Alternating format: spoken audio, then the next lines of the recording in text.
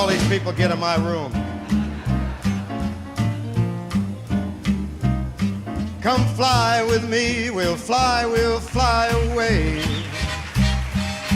If you can use some exotic booze, there's a bar in far Bombay.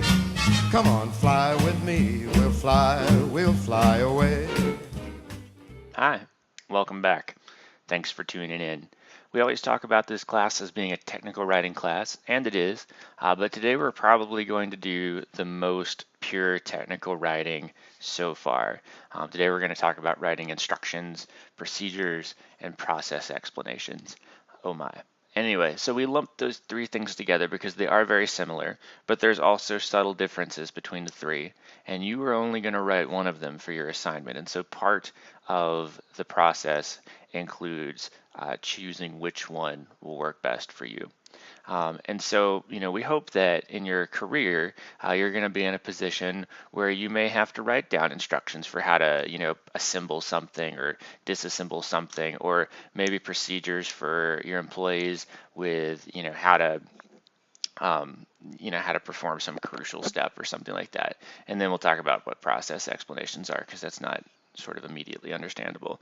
And so we hope that we're exposing you to this so that hopefully when this does happen later on down the line, you can think, oh, I had to write something like this once, and then you can go back and hopefully pull up our resources and whatnot and use that. And actually, it's really funny.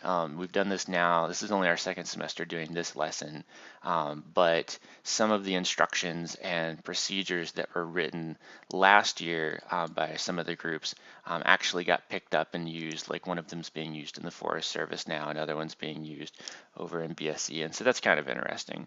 Our objectives for today is first to identify which form is appropriate for your project. Again, they're all a little different. We're going to talk about that momentarily.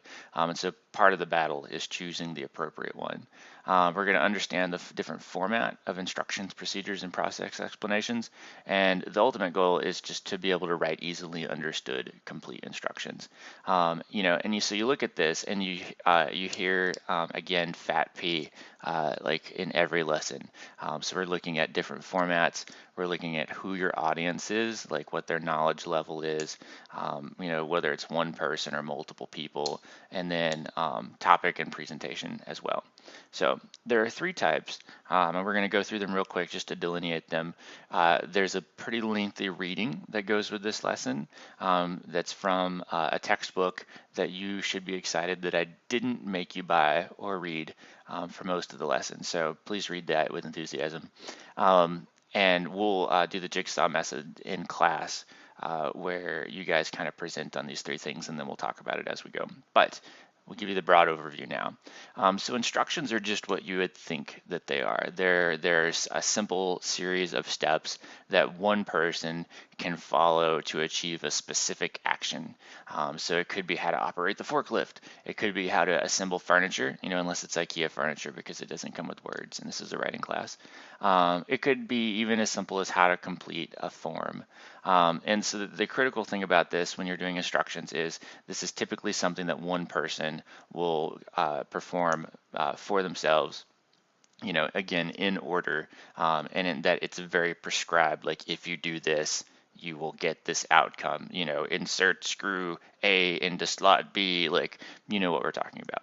And yeah, procedures are different. They're a little bit more abstract. You write a procedure when the situation is more complex, and there are a number of variables that would prevent you from writing like instructions, So you would never write like instructions for how to conduct a political campaign because that's just too complicated of a thing to put into, a series of steps. And so instead you write a series of procedures that are more abstract and adaptable. Procedures you use as guidelines in one of three possibilities.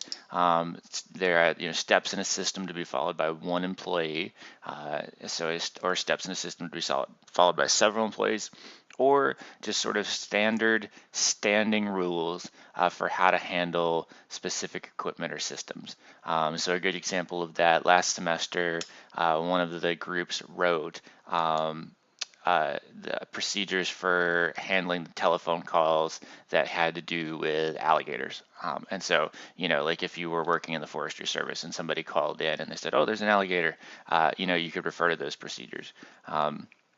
The readers include those who must perform specific actions, those who supervise employees or performing actions, and then managers, legal staff, inspectors, etc., who need to make decisions and perform their own jobs.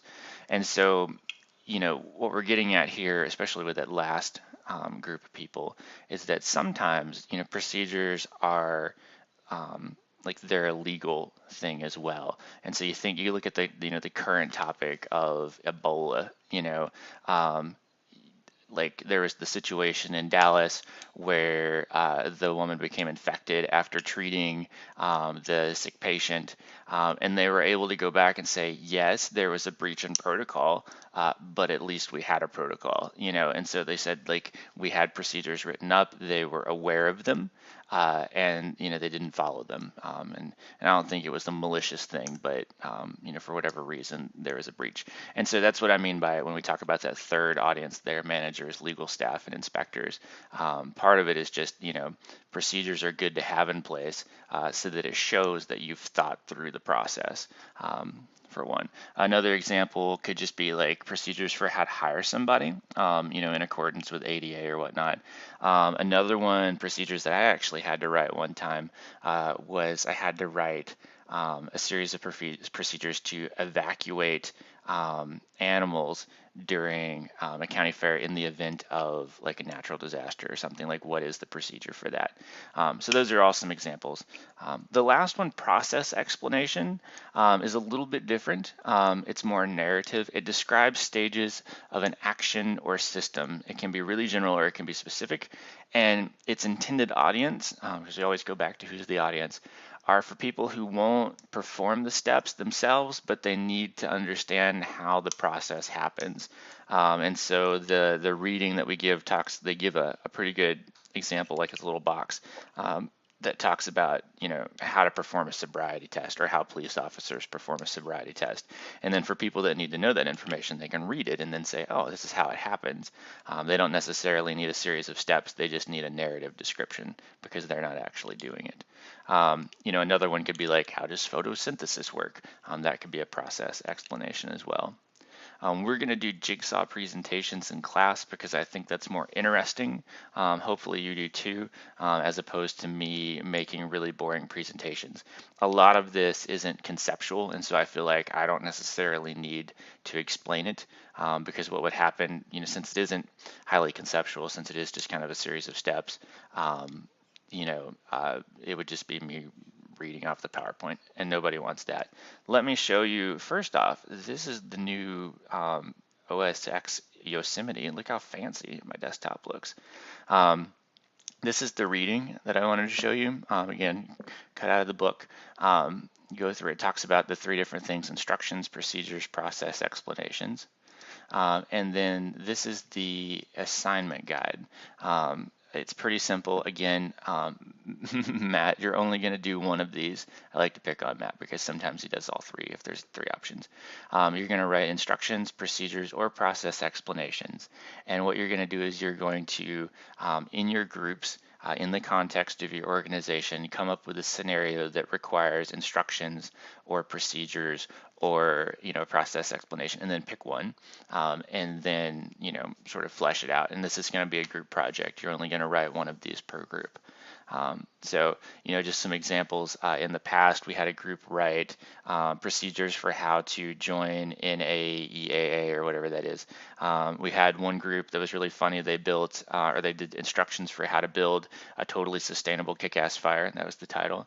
And we had some other ones too, the call center one that I mentioned earlier. And so they were okay. They weren't stellar. And so I'm kind of hesitant to put up explanation or examples of those because I think that I don't want to bias you. I think that you guys could do better since this is our second time through it.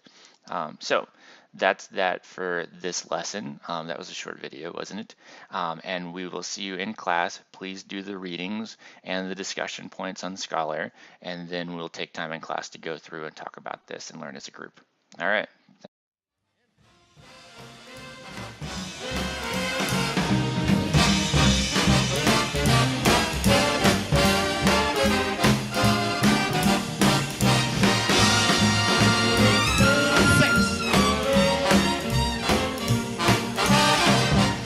I get you up there,